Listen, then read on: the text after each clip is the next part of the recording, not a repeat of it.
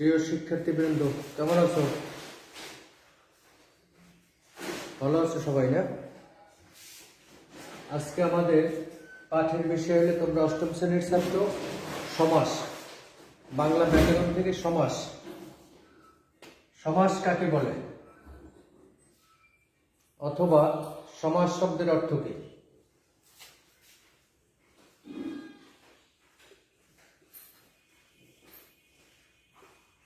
সমাস শব্দের অর্থ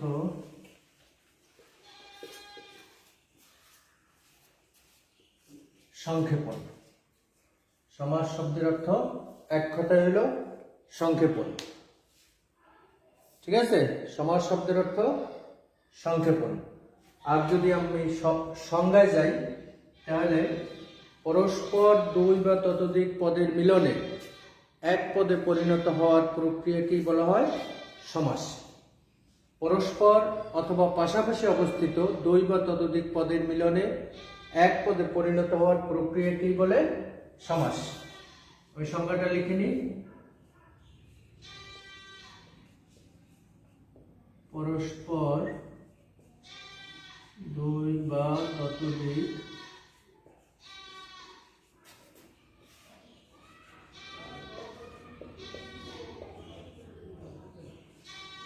মিলনে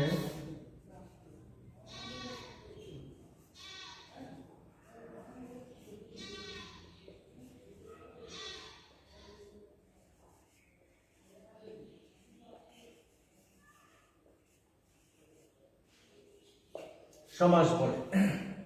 তাহলে এক কথায় সমাস শব্দের অর্থ সংক্ষেপণ। আর সংজ্ঞা দিয়ে গেলে পরস্পর দুই বা ততোধিক পদের মিলনে এক পদে পরিণত হওয়ার প্রক্রিয়াকে সমাস বলে। এখন পদ কাকে বলে? আমরা আগেই জানছি পদ হইল, আমরা যদি ব্যাকরণ অনুসরণ করি, পদ শব্দের অর্থ হইল পাশাপাশি অবস্থিত বাক্যে ব্যবহৃত প্রত্যেকটি অর্থবোধক শব্দকেই পদ বলে। আমরা জানি পদ পাঁচ প্রকার: বিশেষ্য, বিশেষণ, সর্বনাম, অব্যয়, ক্রিয়া। এই যে পাশাপাশি বাংলা ভাষায় যে পদ, প্রত্যেকটা শব্দই পদ। এই পদগুলো দুইটা বা তিনটা পদ মিললে এক পদে পরিণত হয়, এটাকেই সমাস বলে। সমাস শব্দের অর্থ সংক্ষেপণ। তাহলে আমরা বাংলা ভাষা এর ভাষার সৌন্দর্য বা ভাষার লালিত্য এটা সুন্দর করার জন্য আমরা সমাস ব্যবহার করি। পরস্পর দুইটা বা তিনটা পদে সমাস হয়, যেমন মা ও বাবা। এই মা একটা পদ, বাবা একটা পদ।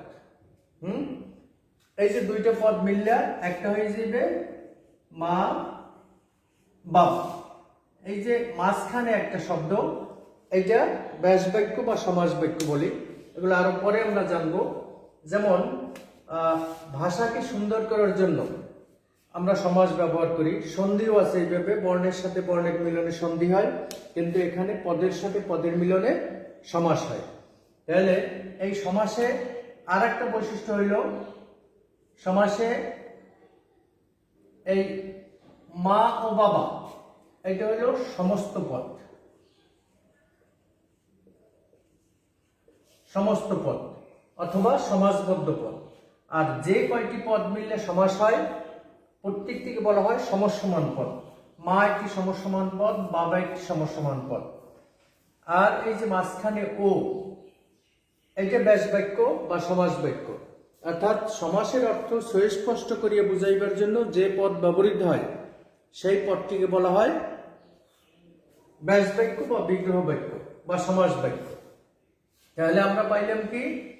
প্রথমে পাইলাম সমাস কাকে বলে, সমাস পাইলাম। তারপরে সমাসের সংজ্ঞা,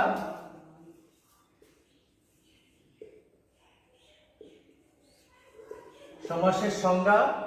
তারপরে সমস্ত পদ কাকে বলে, অর্থাৎ যে কয়টা পদ মিললে সমাস হয় প্রত্যেকটিকে বলা হয় যে সমসমান পদ। এই সমসমান পদ সমূহের সমন্বয়ে যে পদ হয় সেটা সমস্ত পদ। এখন আসি আমরা সমাস কয় প্রকার।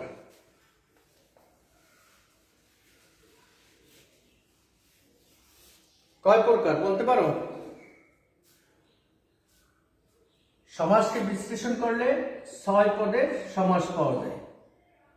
সমাস কয় প্রকার? 6 প্রকার। কি কি? সমাস 6 প্রকার।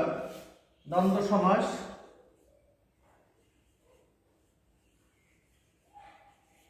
1 নম্বরে দ্বন্দ্ব সমাস, 2 নম্বরে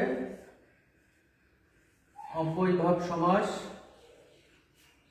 3 নম্বরে বহুব্রীহি সমাস, 4 নম্বরে কর্মধারায়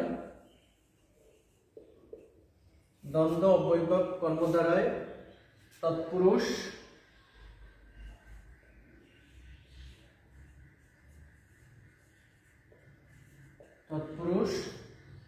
6 নম্বরে দ্বিগু। এই 6 প্রকার সমাসের আবার আলাদা আলাদা আছে। আমরা সমাসের নিয়মই হইল কি, অর্থাৎ 2 বা ততোধিক পদ মিললে 1 পদ হয়। এই সমাসকে বিশ্লেষণ করলে 6 পদের সমাস পাওয়া যায়। দ্বন্দ্ব সমাস, দ্বন্দ্বের আবার শ্রেণী বিভাগ আছে। সেখানে একার্থক দ্বন্দ্ব, সমর্থক দ্বন্দ্ব, বিপরীতার্থক দ্বন্দ্ব এইভাবে আছে। অব্যয়ভাব সমস্যা আছে। আমরা পরবর্তীতে এগুলো বিস্তারিত আলাপ করব। এখন আমরা এই সমাস থেকে জানলাম সমাস শব্দের অর্থ সংক্ষেপণ। আর যদি আমি সংজ্ঞায় বলি, 2 বা ততোধিক পদ পাশাপাশি অবস্থিত হয়ে যখন 1 পদে পরিণত হয় বা 1 পদে পরিণত হওয়ার প্রক্রিয়াকেই সমাস বলে। যেমন নীল যে আকাশ, নীল আকাশ, এই 3টে পদ। নীল যে আকাশ, পা থেকে মাথা পর্যন্ত আপদমস্তক, এই কয়েকটি পদ মিললে 1 পদ হয়। এরপরে আমরা পাইলাম কি সমাসের প্রকারভেদ। তার আগে আমরা পেয়েছি যে সমসমান পদ কাকে বলে, সমস্ত পদ কাকে বলে, পদ কাকে বলে। এরপরে সমাস 6 প্রকার। এই 6 প্রকার বিস্তারিত সংজ্ঞা আছে। দ্বন্দ্ব সমাস, অব্যয়ভাব, বহুব্রীহি, কর্মধারায় তৎপুরুষ ও দ্বিগু। এইটুকু তোমরা দেখা আসবা এবং আগামী দিনে সকল প্রকারের যে আমাদেরই শ্রেণী বিভাগ, এই শ্রেণী বিভাগ সম্পর্কে বিস্তারিত আলোচনা করব। তোমরা আগে দেখে আসবা। আমার আলোচনায় এটা আগে দেখে আসলে তোমাদের বুঝতেও সহজ হইবে এবং আমারও বুঝাইতে খুব তাড়াতাড়ি তোমাদেরকে এই শ্রেণী বিভাগগুলো বুঝাইতে সক্ষম হব। আজকের মতো আল্লাহ হাফেজ। আসসালামু আলাইকুম।